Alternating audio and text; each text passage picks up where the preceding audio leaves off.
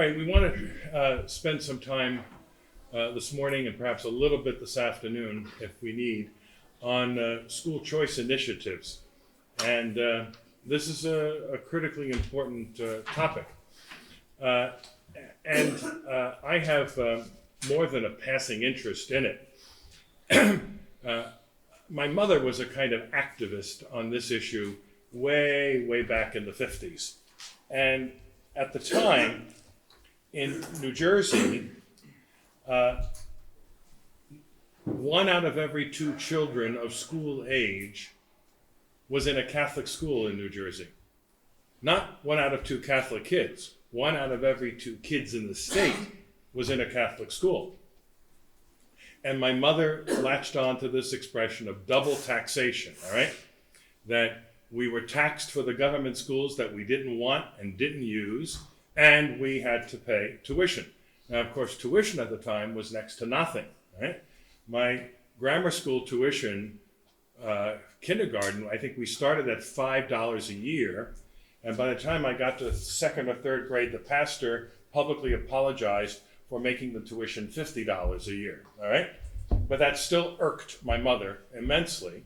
And she went to the pastor and she said, and again, we had a school of 2,000 kids.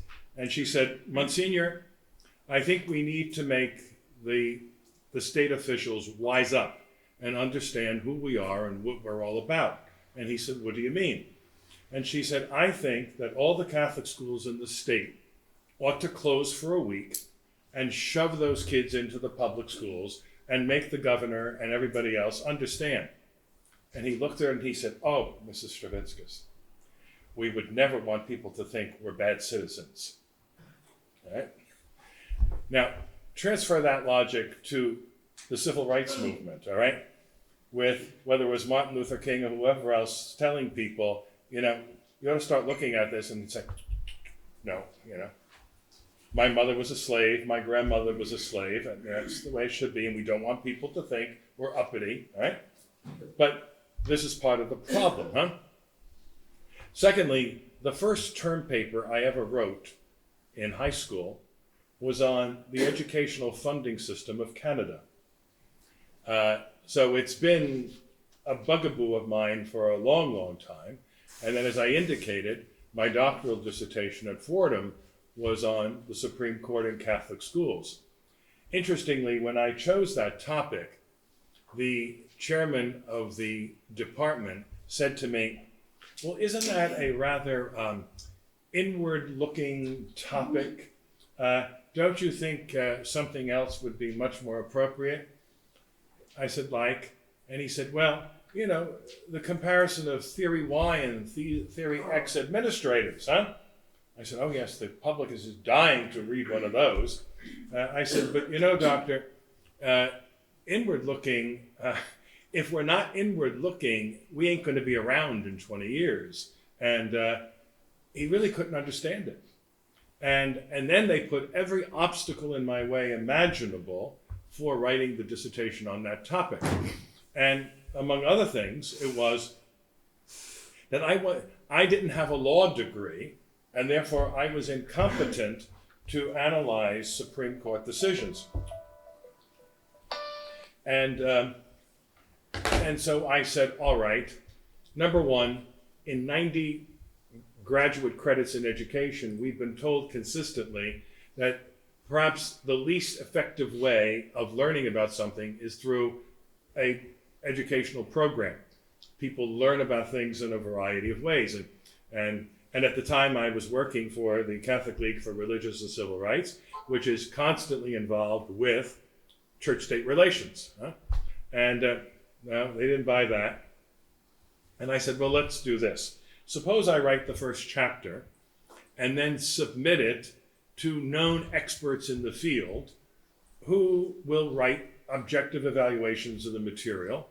And if they say that I don't know what I'm talking about, I'll drop it and I'll go back to theory X and Y administrators. On the other hand, if they say I'm on target, will you agree? And so they said, okay. So I submitted the material to Bill Ball in Harrisburg, who at the time was the first amendment expert in the country, to Chief Justice of the Supreme Court of New Jersey, Hughes, who happened to be a graduate of the parish where I was working, and Monsignor John Tracy Ellis, who was the Dean of American Church Historians. I sent it to those people. They wrote back and said, this is absolutely perfect. Push ahead. So then the faculty was in a jam, and they said, well, all right, you're qualified, but we're not. All right? I said, all right, but about 300 yards from the School of Ed, there is the law school of Fordham University. And, but nobody there would be interested. And I said, well, yeah, actually, I found someone who is. It's a Jesuit, who unfortunately wrote the regulations helping to secularize the Catholic colleges of New York State. But he said he was willing to work on the project. And so it got done. And as I say, that one volume there is the mini version of that dissertation. So, what are we looking at here? Very often you'll hear people say, well, and again, it's the Fordham argument, this is an introverted approach to things, huh? And particularly, the social justice warriors who are always talking about, the poor and the this and that, as though this is an invention of 1965.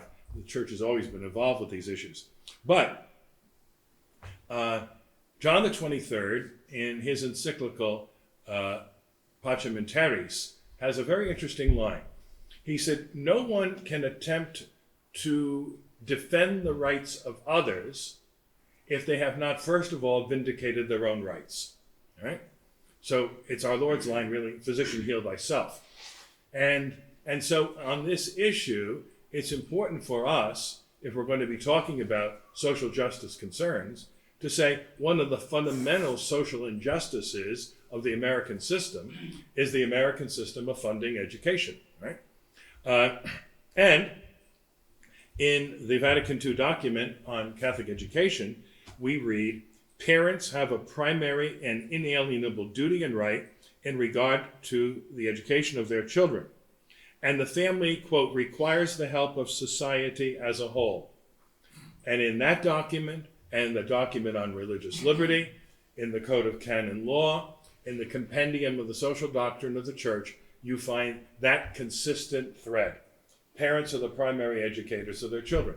Now, it's interesting that the only papal encyclical in history that quotes an American judicial decision is that of Pius XI in Divini Elius Magistri, in which he quotes the 1925 Supreme Court case, Society of Sisters case, which was in Connecticut, in Oregon, where the state attempted to close down anything but a public school.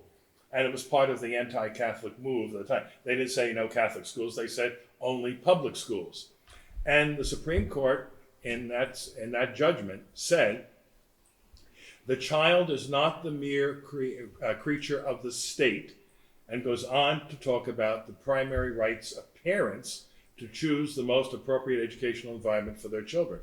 And Pius XI latched onto that and quoted it in his encyclical, all right? And so we have a very firm grounding in the Church's social teaching to talk about this. I mentioned the other day the founder of the Catholic League, Father Virgil Bloom, a constitutional expert himself. And he said, and the government admits that parents have the right to choose where they want to send their children. But he says, a right that is penalized is a right that is abrogated. So we think about it in these terms. After the Civil War, blacks were allowed to vote. However, in the South, one of the things they instituted was what was called the poll tax, P-O-L-L, so that people had to pay to vote. And what was this doing? The purpose of the poll tax was to exclude people who didn't have the financial means to vote, which meant 99% of blacks still were not voting, all right? And Bloom piggybacks on that to say, the government says parents have the right to choose the most appropriate education. However, if you choose to exercise that right, it's going to cost you. It's going to cost you the tuition to do that, all right? And that's the rub. That's where the rub comes. And so we have to make sure that that is understood by people. When I worked for the Catholic League, it was in the golden years of the Reagan administration, and particularly in terms of education initiatives. We're talking then about tuition tax credits and vouchers and all the rest of it. And I was running around to parishes and dioceses around the country doing workshops for parents on telling them how to lobby. Oh, thank God, we re-arrived. Telling them how to lobby for these issues. And I gave this lecture, and every time when I opened it up for questions, the very first question that surfaced was parents saying, but Father, there is a free public school, and we've chosen not to use it. Is it really fair to expect people to pay for what we're choosing that's over and above that? What is this? This is the mentality of the slave who says, my mother was a slave, my grandmother was a slave, it's obvious I should continue to be a slave, right? These were intelligent Catholic parents who are moaning and groaning day after day about the burden of tuition, and yet didn't understand that their own rights were being violated by a supposedly free democratic society. So, that's the first point, is education of parents about this issue. Secondly, we have to stress the importance of Catholic schools beyond the Catholic community. And as I mentioned the other day, Pope Benedict, in his talk in Washington, made the very point that Catholic schools nurture the soul of a nation. This is a contribution to the whole social fabric.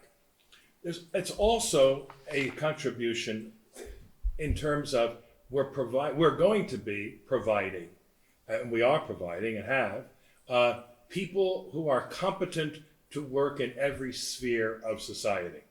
I mentioned to someone the other day that I was, one of the schools that I was running, I got a call one day, secretary said, the manager of Bon Marché wants to speak to you. In the Northwest, Bon Marché is sort of the Macy's. And I thought, oh no, one of the kids has been caught shoplifting, and now I've got to deal with this. And so I got on, and the manager actually was also a Mormon bishop. And he said, Father, I would like to propose some of your students working for us this summer. Would you be amenable to providing that information? And I said, yeah. I said, are you doing this for all of the high schools in the city? And he said, oh, Lord, no. And I said, what do you mean? And there were 4 public high schools. And he said, oh, it's the last thing I want. And I said, well, what do you want about our kids? And he said, well, they can read and write. They know how to dress. They will be respectful to people. They will be obedient. And I don't think they're going to steal our merchandise. I said, would you be willing to write that in a letter to me? And he said, sure. And in the wonderful days of mimeograph stuff, I sent it out to all 500 parents, which the very next day landed on the front page of the secular newspaper, and all hell broke loose in the city because he was dissing our wonderful public schools. But he understood what our school was contributing to the overall culture of the city. Right? I mentioned, I think, to Father Lewis, we had a sister who was in charge of our business department who went around to all the major businesses in the city asking them for equipment for the business department. And the first guy said to her, why should we be paying for this at Bishop Kelly High School? And sister said, because we're going to be providing you with accountants and secretaries. And he said, oh. And we had brand new equipment every year, in the era of electric typewriters and so forth, right? But again, she had educated him to that. And at times, as Catholics, we take just a little too seriously this business about humility, and it's a false humility. Well, we don't want to toot our own horn, and people know that we're good. No, you have to let people know that that's the case, and that you are actually making a contribution to the community at large. Thirdly, that the government has a responsibility in a pluralistic society to foster educational pluralism.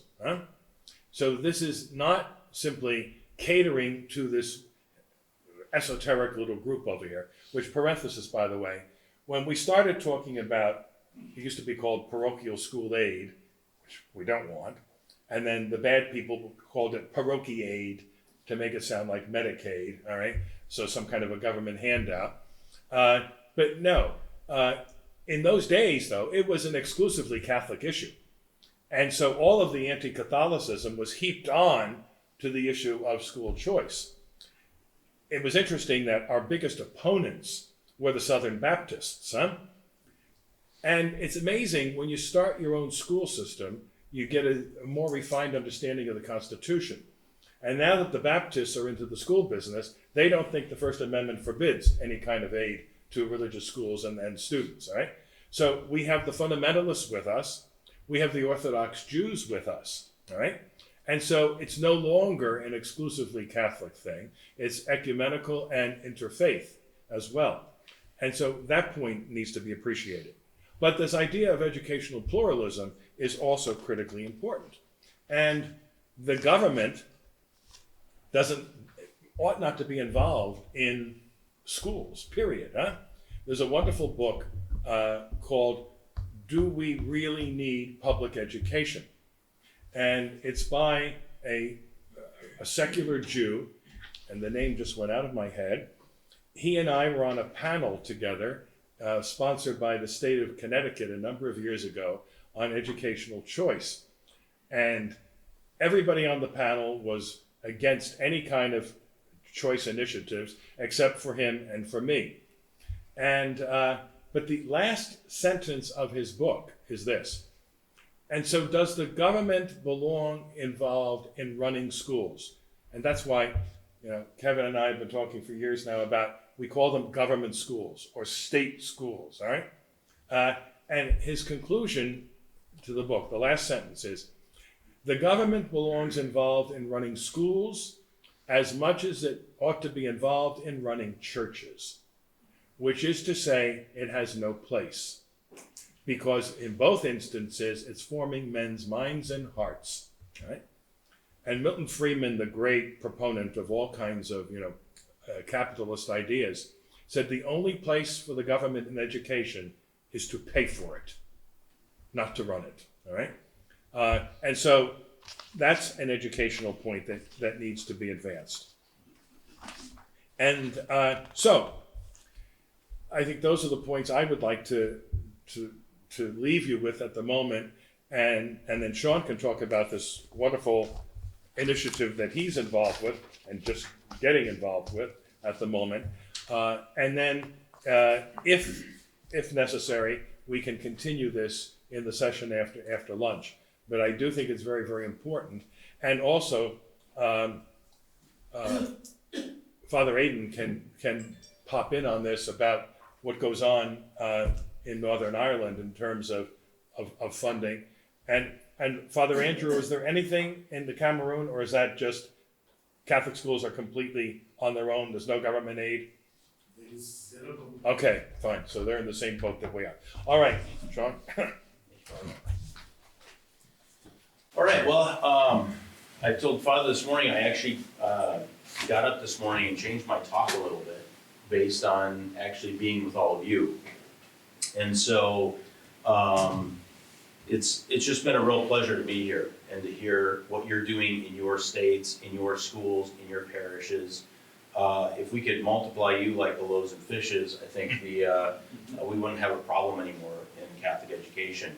And you really are a key. I talk about this all the time. And so as of Monday, I'm with Catholic Education Partners, and We are a new organization started in 2017 by the USCCB. It was an initiative of the Catholic bishops to really address this whole idea of, getting Catholic education back on the map again, getting it back on the radar again. And so that's really what we are. And you can see from our mission statement, Catholic Education Partners serves the Catholic community by advancing policy that empowers families and children to enjoy the benefits of a Catholic education. That's our single mission. How do we do that? I'll explain that a little bit later, either now or before lunch, depending on if I get to it or not. But we just firmly believe that, and I personally, I was with the Minnesota Catholic Conference for 5 years doing a variety of policy I worked on. I worked on 31 pieces of legislation this last session. And I'm a friend of Brittany Vesley, who's our executive director of Catholic Education Partners, and her apologies for not being here. She's been very ill. But she sent me here. I started on Monday. She said, "Hey, can you go give my presentation for me as your first assignment to a bunch of priests and religious and others that are doing great things in Catholic schools?" And as you do with any new boss that you've just started for, I can do that. I will go do that. So, but that's really. So I left a pretty secure job with the Catholic Conference to go work for a startup nonprofit because this is such an important issue to me. And of all the issues I worked on at the Minnesota Catholic Conference, school choice was the one that I loved working on the most, and was the one that I feel, and I believe this to the depths of my soul, can change the church, rebuild the church, and rebuild our culture. And I believe it's the only thing that can do that through the church. And so it's such an important thing. And Father's made some great points that I'm also gonna try to weave into my talk. But one thing I've always said when you're talking about paying twice and this idea of government schools and everything else, what I tell people when I used to go to the Capitol to lobby for this issue, we have this law in Minnesota called it's uniform, free, and public education. And I said, well, show me 2 schools in Minnesota that are uniform and that give just as good an education. Edina is a very wealthy suburb in Minnesota. The average house price is probably a couple $1 million. And then you go to Northeast Minneapolis. Don't tell me those 2 schools are equal and of each other. They're just not. That's a ridiculous statement to make. But what I always say is, I always tell people that public education is the education of the public. It has nothing to do with a school system. It has nothing to do with the type of building they go into, or who pays the salaries, or who picks the teachers, or anything else. We're trying to educate our citizenry. And for 150 years plus, Catholic schools have done that really well. In fact, better, as we've demonstrated here, better than anybody else has. So that's our mission. Father alluded to Gravissimo, and I won't read the top part again because Father went through that, but this is the important part. Not only does it talk about the parents' primary right and duty, but if you look in the second part of that, it says, consequently, the public power, the government, which has the obligation to protect and defend the rights of citizens, must see to it in its concern for distributive justice that public subsidies are paid out in such a way that parents are truly free to choose according to their conscience the schools they want for their children. Father, you just talked about this point, and which is that it is the duty of the government. If you have a right, you have to have some way to act upon that right. Now, for wealthy parents, this is not a problem. Your right comes in the form of your checkbook. But for a lot of middle income and poor parents, there is no right there because there's no way to access this education. I was talking to a senator back home about this issue, a very liberal Democrat senator, and she said, "Well, we have all these great private schools in our state. We have charter schools and we have tons of school choice, open enrollment and all these things. We have great Catholic schools, and I encourage kids to go to those if that's where they want to go. But we have all these things, and so we have school choice. What are you talking about?" So I said, "Oh, that's interesting, Senator." So I said, "Well, So then we clearly don't have any hunger or poverty in our state. And she said, well, yeah, we have a lot of hunger and poverty. I've got a lot of bills on those issues. I said, well, but we have tons of grocery stores. How can anyone be hungry in our state if we have tons of grocery stores and restaurants? Well, of course she didn't like that. So that didn't make, well, that's different. That's totally different, you know. And we have lots of empty apartments, so no one should be homeless in our state. But anyway, they kind of hate it when you turn that on. So one thing that's interesting, and I think this has been addressed too by several folks here at the conference, is that, you know, this is really, we're kind of at crisis level now, not because of what others have done, but really our failure in Catholic education. You know, Father handed out that sheet with all the canon law about Catholic education, Catholic schools. And by the way, it's canon law, not canon suggestion. So we should, you know, look at that, take that seriously. But the Catholic community has really failed to adequately address this issue. I think, Father, you were the one that said, you know, this is probably the wealthiest time ever for Catholics in this country. When you think about 100 years ago, you had poor Catholic communities, you had the poor Irish and, you know, Germans and Poles and everything else. They were the working poor, if they were even that high on the social scale. You know, Irish need not apply and all the other. But think about it, 25% of Congress is Catholic. Well, Well, make believe. nominally Catholic. Hope this is being recorded, but hopefully that's not. But think about that, 25% of, and there's really not too many, except for, you know, Ocasio-Cortez, there probably aren't any members of Congress who aren't millionaires. So Catholics are doing pretty well in our country. You look at, you know, presidential candidate of today, Joe Biden, who grew up very poor, but went to a Catholic school, went to Catholic college, went to a law school, you know, very wealthy. Probably against school choice, if you'd ask him today. Probably not last year, but today. Because obviously, again, that's not in vogue on, you know, on the progressive side of the aisle. But think about what a Catholic education, think about what the Catholic Church has done for those communities. Now, and then you flip that, and I'll talk about that in a little bit, but think about that. You talked about it being the new pro-life movement. I totally agree with that. This is our new pro-life movement. This is our new human rights movement, this issue.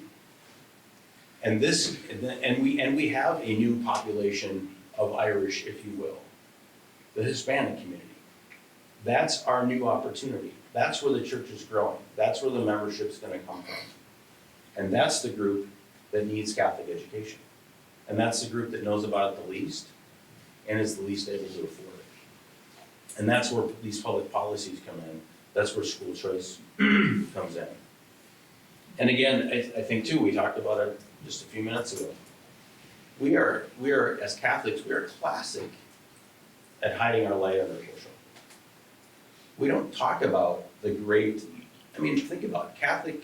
Catholic education is the American success story. It's the great equalizer in our country. And yet, you know, we don't talk about it. We should be shouting it from the rooftops, not cowering in the upper room. I mean, we've got to talk about this success story. We've got to go into the neighborhoods and welcome people in and talk about this. So that's really what Catholic Education Partners was formed to do. It was to work with all of you. It was to work with our Catholic conferences. There are 37 state Catholic conferences. So we'll work with Catholic conferences, we'll work with dioceses, individual bishops, to try to bring school choice to your state, to your locality, because it is such an important thing. And again, you know, we put the word partners in the title purposely. We are not there to usurp what your Catholic conference is doing or initiatives that your diocese, your bishops have. We're there to partner with you. We're there to provide resources to you. We're there to help you because we believe in Catholic education. And there are lots of other groups, and in a couple slides from now, I'll show that. There's other groups out there working on school choice, but not through a Catholic lens. And that's the important part. So we have 3 objectives, and that's public policy and government relations, community, grassroots outreach, and advocacy within Catholic schools, and then research and data collection. I'm really excited. We're gonna have some really good, we've got some good research that we put out already, and we've got some really interesting ideas for some research coming up in the future that we're looking forward to. And I'll probably actually be reaching out to you. One of them involves priests in schools and you know, how to get priests more excited about having a school rather than like, don't send me to a parish that's got a school. So I'll actually hopefully be reaching out to some of you for some of our research work to ask some questions and get some information from you.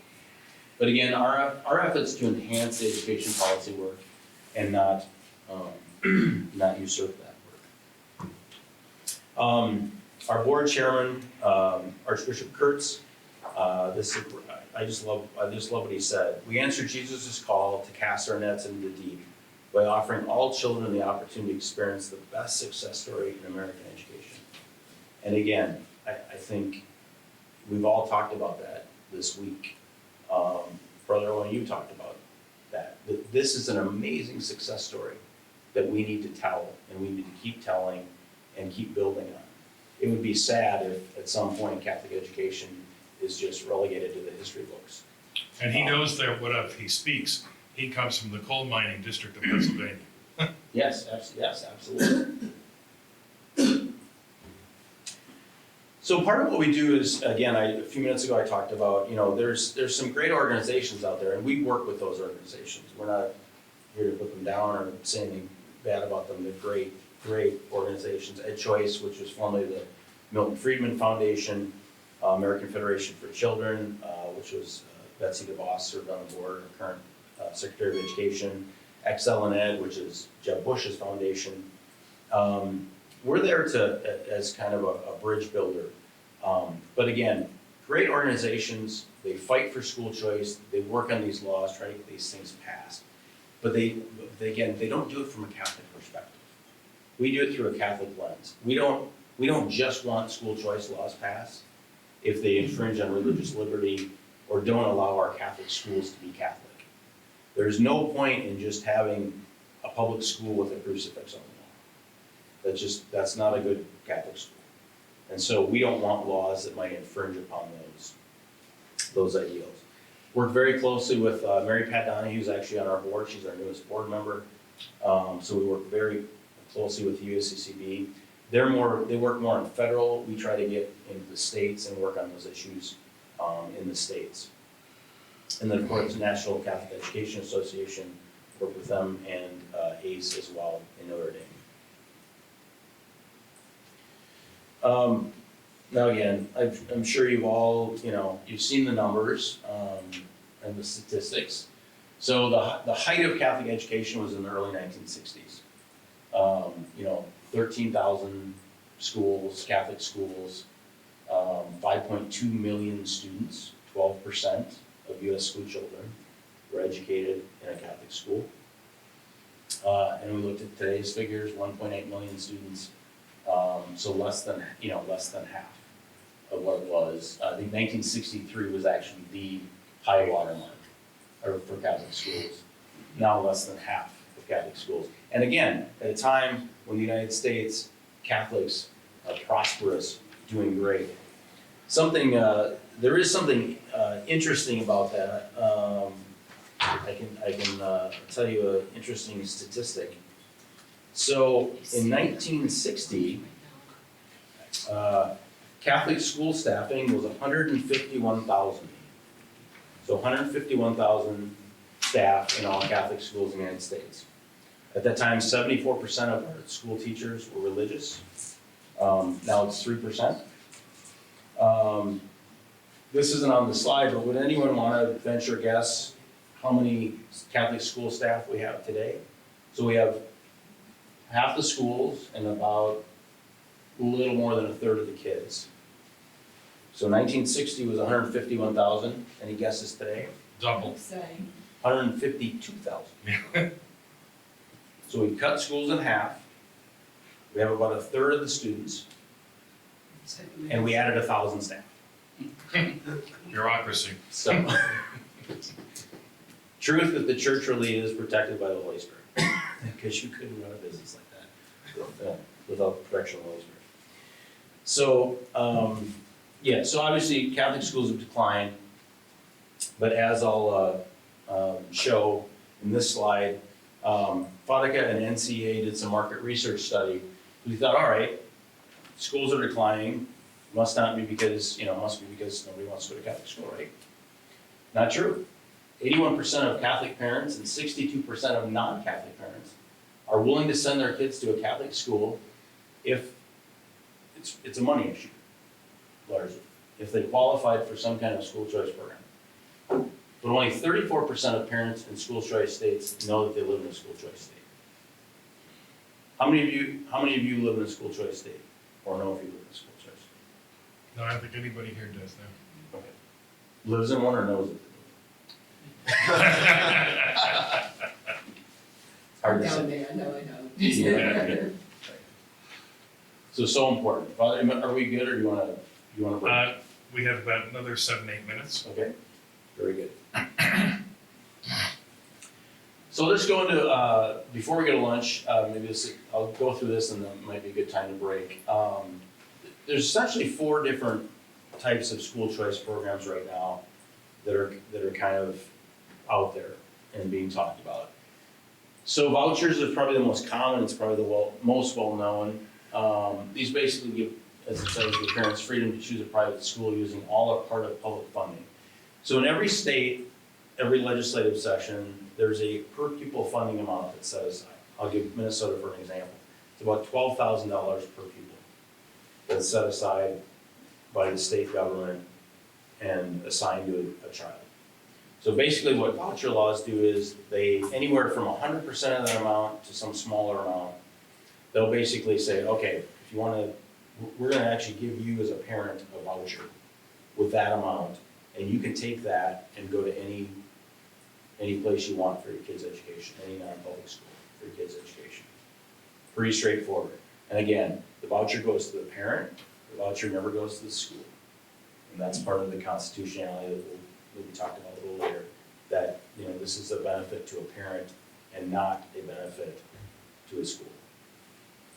Tax credit scholarships, which are a little more common in the states. So this is where individuals or businesses receive a tax credit for a donation to a scholarship granting organization.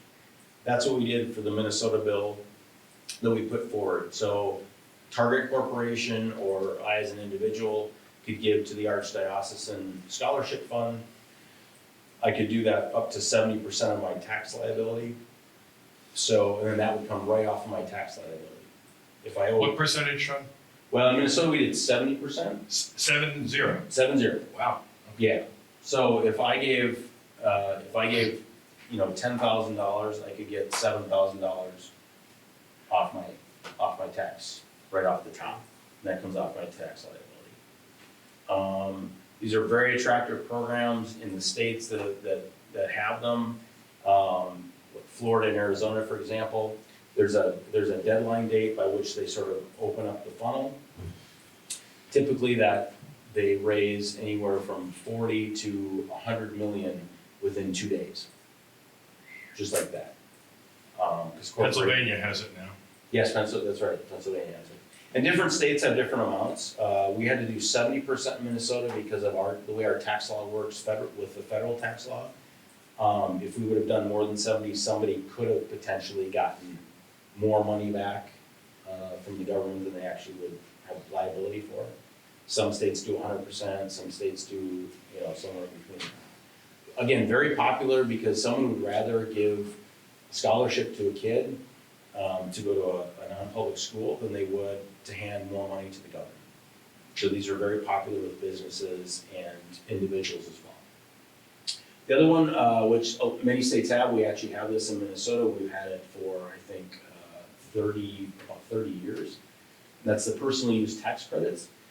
The problem with these, they're good for middle class and upper middle class parents, not so good for families that are in poverty or poor families. Because oftentimes they don't have tax liability and they don't have the money to fund the tuition in the first place. So it's kind of useless to them. And that's really what your target audience is. So in Minnesota, we have for private school tuition, I can take that as a deduction off my taxes. We don't have a tax credit for that. Some states, you can take it off the top. In Minnesota, it comes off as, pennies on the dollar, but you can deduct tax tuition. So it's a good program, it's just not the one that's gonna save schools. And then kind of the new shiny object in legislation are education savings accounts. These are actually, I think this is the way of the future. And this is really kind of the way to go. Basically, a parent will get a debit card and a list of approved educational expenses, which includes tuition. Might include tutoring, might include special ed. It could, there's different states have long lists. Very successful program in Arizona, hugely successful. In states that have done this, it usually starts out, they'll usually be able to get it passed for military families, Native American families, then they'll add special ed kids, and then all of a sudden, the gate busts open because people start hearing about it and how great it is. So basically, you get a debit card with this list of approved expenses, and you can use it, and it's again tied to for pupil funding. They'll say, okay, every kid gets $10,000 on their debit card, use it how you want. The other beauty of this program, as it says, is in most places, leftover funds can be used for college. Now, this works really well, I think, for our non-public Catholic schools, because we typically charge much less tuition than what the public per pupil funding is. So, which means not only will a lot of Catholic kids in places like Arizona be able to get a great Catholic education, they'll be able to go to a great Catholic college and have a lot of that paid for as well. What states have that now? I'll look that up during, but I know Arizona is kind of the premier state. It's pretty new, like this is the new shiny object, but I think even my old boss at the Catholic Conference, I think next session, we're gonna switch from pushing our scholarship bill, and we're gonna go with a full-fledged, just go right down the throat with an ESA. Because that really is. And these are, this is also easier for parents to understand. That's part of it, and part of what our mission is gonna be. We wanna help you understand these things so that when you're in the pulpit, you can talk about them. And we want to make sure that parents understand these things so that they can contact their legislator and say, hey, I want one of these ESAs for my kid. And that's really about, evangelization and education, and that's really, where you all come in. This is just a map. You can find your own state, but probably not a lot of folks here that are from some of these states that have these, but just the different programs. So you can see the school vouchers, ESAs, tax credit scholarships, and then tax credit deductions. Some places have multiple, multiple programs. Again, Arizona has multiple programs, and other states. So right now there are 63 choice programs active in the United States, in 29 states, including Washington, D.C. and Puerto Rico. A lot of you have probably heard of the D.C. scholarship program that's been in the news, a lot of fighting back and forth during the Obama administration and getting rid of it, even though it was wildly successful. And, but again, that map has changed dramatically in the last 10 years. That would have been half those states. So school choice is on fire. It's catching on, and it's catching on with millennials in particular. We talked about, again, the pro-life movement among the young. Millennials get this stuff way more than, what I call old white bureaucrats in schools. Millennials get this stuff because they're like, well, gosh, I get to pick everything else that I do. Why wouldn't I get to pick where my kids are gonna go to school? That just doesn't even make sense to people. And again, why would I have to pay separately for it? Why would I have to pay taxes and then, again, pay for it, you know, by writing a check. So again, another thing in our favor with, you know, the young people coming along, this stuff doesn't make sense. Why you would have to do this. I think with that, Father, if you don't, maybe Okay. we're getting into constitutional Sure, issues. yeah. Just a couple of points. I've been invited by Shawn's group to make a presentation next month to the Kentucky Catholic Conference. And here's the title of the talk: Motivating Priests, that's for the first one, right? To motivate their people to work for school choice initiatives, all right? As you can see, the inertia that exists in diocesan bureaucracies and so forth. I mean, this is a real serious problem. One other point I mentioned earlier about, you know, Catholics not understanding their rights. Again, back to good old Father Bloom in the Catholic League. He wrote a book in 1953 called Catholics, Political Pygmies. Right? And his point being, we're 27% of the population. We are even surpassing Jews now in income and in education. And yet, where's the Catholic voice in most issues?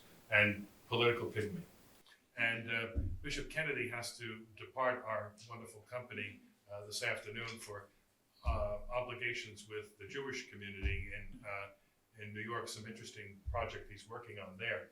But I think we all want to express our thanks for his presence and support.